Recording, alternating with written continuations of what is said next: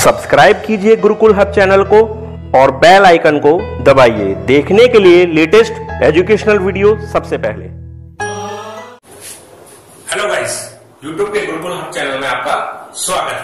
और आज हम एवरेज से रिलेटेड बाकी बची हुई प्रॉब्लम्स को सॉल्व करेंगे। ठीक है, लास्ट वीडियो जो कल मैंने आपको दी थी उसमें मैंने एवरेज के आपको करीब 6-7 क्वेश्चन बता दिए थे। ठीक है, और एवरेज के ऊपर ऑलरेडी मैं 3-4 वीडियो बना चुका हूं, तो आप उन्हें वॉच कर सकते हैं। तो आज की इस लास्ट वीडियो में हम एवरेज के बाकी बचे हुए सारी प्रॉब्लम्स को सॉल्व करेंगे। ठीक है गाइस, तो स्टार्ट करते हैं। जो हमारा फर्स्ट क्वेश्चन है, क्वेश्चन नोट कर लीजिए। क्वेश्चन है कि एक नाव में 55 किलोग्राम के एक व्यक्ति के स्थान पर एक नया व्यक्ति लाने पर उस नाव के 12 व्यक्तियों का औसत भार 1/3 किलोग्राम बढ़ जाता है, तो उस नए व्यक्ति का भार कितने किलोग्राम होगा? तो हमें क्या करना है,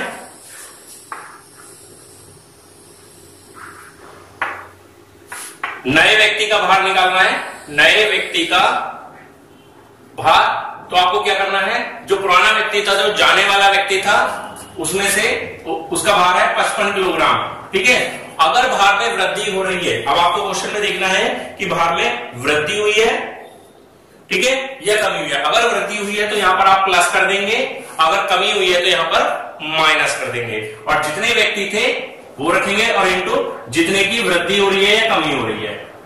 ठीक है, समझ में आया कि जाने वाले व्यक्ति का भार यहां रखेंगे प्लस अगर वृद्धि है, माइनस अगर कमी हुई है क्वेश्चन में, और जितने व्यक्ति इनटू जितने की वृद्धि हुई है। 3 से इसको काट लेंगे 4 बार में, 55 4 जाएगा 59 केजी। आंसर आ जाएगा 59 केजी, यानी कि 59 किलोग्राम उसका वजन होगा। ठीक है गाइस, तो इस तरह से ये क्वेश्चन इजीली हम सॉल्व कर लेते हैं। आगे नेक्स्ट क्वेश्चन देखते हैं। नेक्स्ट क्वेश्चन नोट कर लीजिए कि किसी कक्षा में 50 विद्यार्थी हैं, 50 किलोग्राम भार वाला एक विद्यार्थी चला जाता है तथा उसके स्थान पर एक नया विद्यार्थी आ जाता है, जिससे कक्षा का औसत भार 1/2 किलोग्राम बढ़ जाता है, तो नए विद्यार्थी का भार कितना होगा? तो ये भी सेम इसी टाइप का क्वेश्चन हो जाता है। देख लेते हैं इसे भी। नए विद्यार्थी का भार, तो क्या करना है, जो जाने वाला विद्यार्थी है, जो चला गया क्लास से, उसका भार है 50 और इसमें वृद्धि करनी है। ठीक है, पहले कितने स्टूडेंट थे? 50। ठीक है, और वृद्धि कितने की हो गई? 1/2 केजी की। तो 1/2 केजी यानी कि 2 से 50 को 25 टाइम्स आप कैंसिल कर लेंगे, तो ये हो जाएगा 50 + 25 यानी कि 75 केजी। यानी कि जो नया व्यक्ति आया या नया विद्यार्थी जो आया है उसका भार 75 किलोग्राम हो जाएगा। ठीक है, तो इस तरह से ये क्वेश्चन होता है जो एवरेज से लगातार पूछा जा रहा है एग्जाम में, और आगे आने वाले एग्जाम में पूछने की संभावना है। तो इस तरीके से सॉल्व कर लेते हैं। बस आपको एक मेन पॉइंट यहां पर याद रखना है दोनों कंडीशन में, कि अगर वृद्धि है तो प्लस होता है, और अगर कमी दी हुई है तो माइनस हो जाएगा। ठीक है, आगे चलते हैं नेक्स्ट क्वेश्चन पे।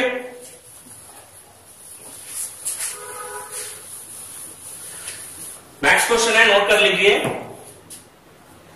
किसी कार्यशाला में श्रमिकों का मासिक वेतन 8500 रुपए है, 8500 रुपए है। यदि 7 तकनीकी विशेषज्ञों का मासिक वेतन 10,000 रुपए हो और शेष श्रमिकों का मासिक वेतन 7,800 रुपए हो, तो कार्यशाला में कार्यरत श्रमिकों की कुल संख्या क्या होगी? तो यहां पर आपको करना क्या है, इसको एलिगेशन मेथड से सॉल्व करेंगे, उससे बहुत ही इजी सॉल्व हो जाता है। अब आपको क्या करना है, देखिए तकनीकी विशेषज्ञ जो है उनका एवरेज है 10,000 और जो बाकी है उनका है 7,800, और टोटल जो श्रमिक काम कर रहे हैं, टोटल जो मजदूर उसमें काम कर रहे हैं, उनका जो टोटल निकल कर आ रहा है वो है 8,500। तो आपको करना क्या है, सबसे पहले इधर से इसको माइनस करेंगे, माइनस करेंगे तो कितना आ जाएगा 700, और इधर से माइनस करेंगे तो ये हो जाएगा आपका 1500। ठीक है, ये 2 जीरो से ये 2 जीरो कैंसिल हो जाएगी, तो ये बन गया 7:15। अब हमारे पास जो कंडीशन है आगे दिया हुआ है कि 7 तकनीकी विशेषज्ञ, तो अगर तकनीकी विशेषज्ञ हमारे ये वाले थे ठीक है, और उनकी संख्या 7 ही दी हुई है और 7 के ही बराबर रखनी है। तो यानी कि 7 तो हो गए तकनीकी विशेषज्ञ और बाकी बचते हैं 15 हो गए हमारे जो शेष कर्मचारी थे। समझ में आया?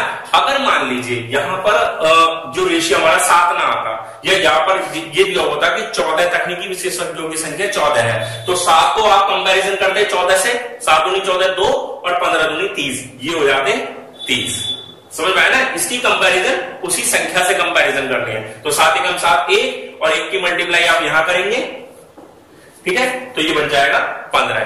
कुल श्रमिक पूछा है, तो कुल श्रमिक तो हो गए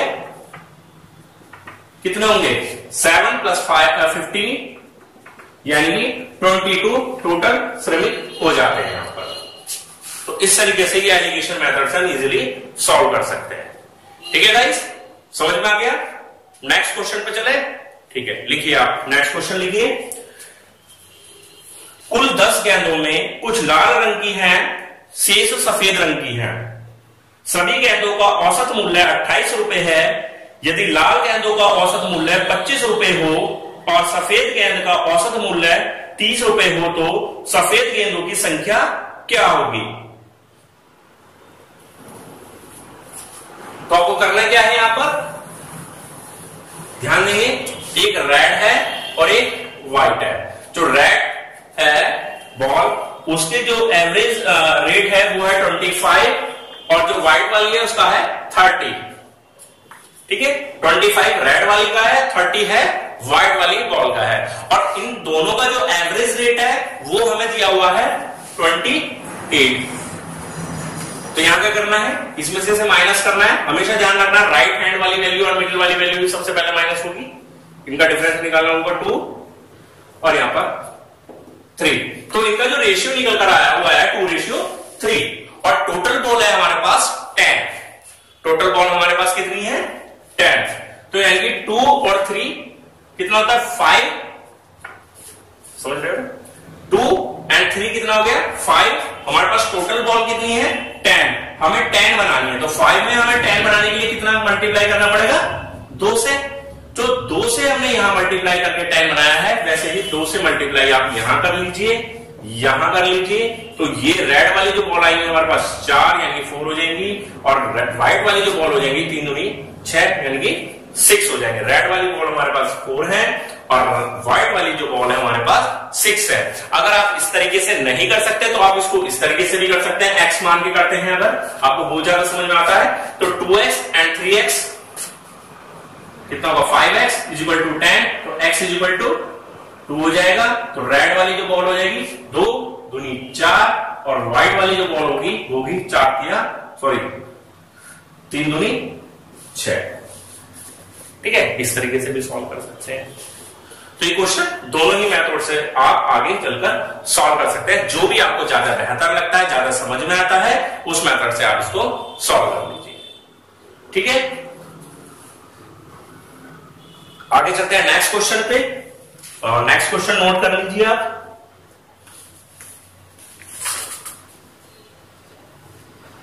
क्वेश्चन है कि 3 संख्याओं का औसत 154 है। 3 संख्याओं का औसत 154 है।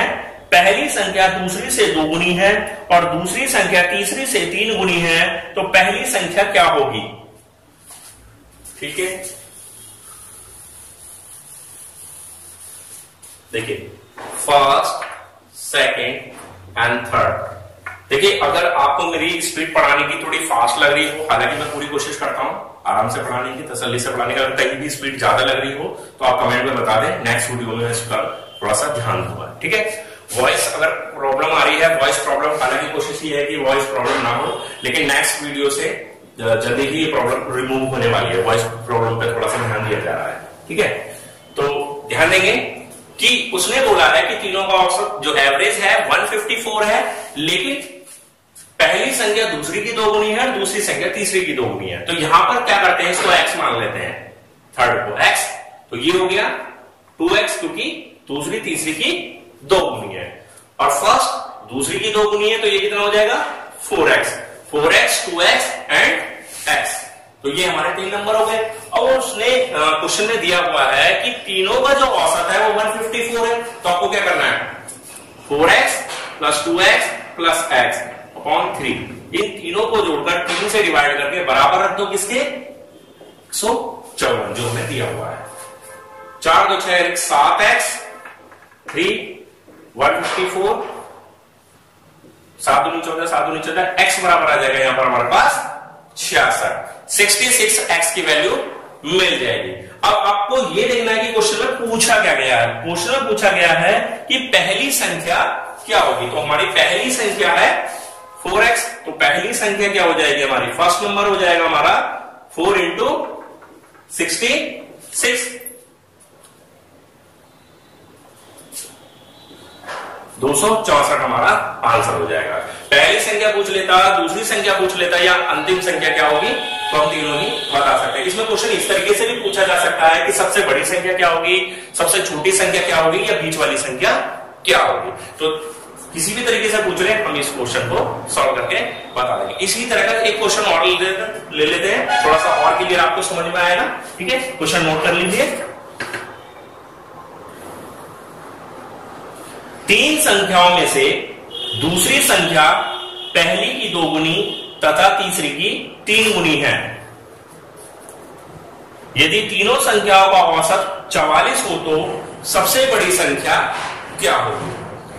अब देखिए इसमें थोड़ा सा फर्क दिया क्वेश्चन में कि दूसरी संख्या पहली की 2 गुनी तथा तीसरी की 3 गुनी है।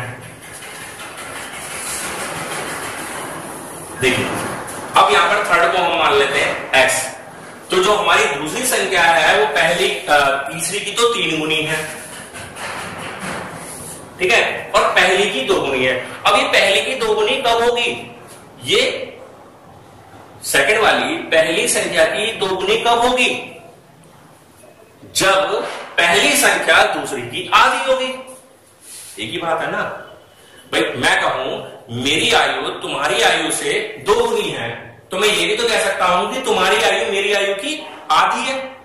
समझ में आई बात।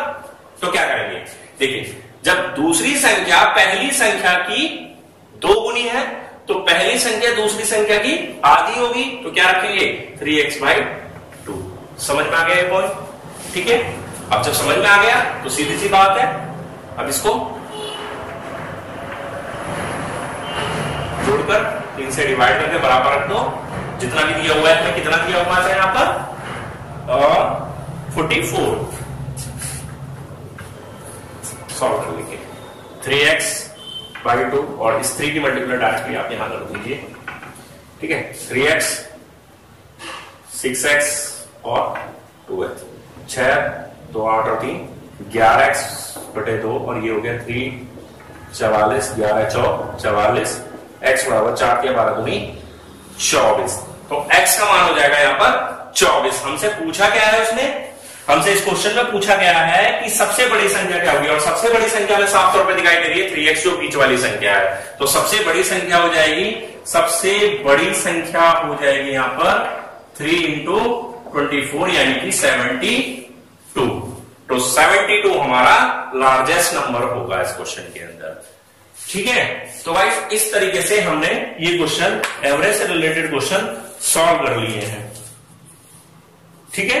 तो इसी तरह के क्वेश्चन आते हैं। मैंने एवरेज के लगभग आपको हर तरह के क्वेश्चन बताने की पूरी कोशिश की अपनी वीडियो के जरिए।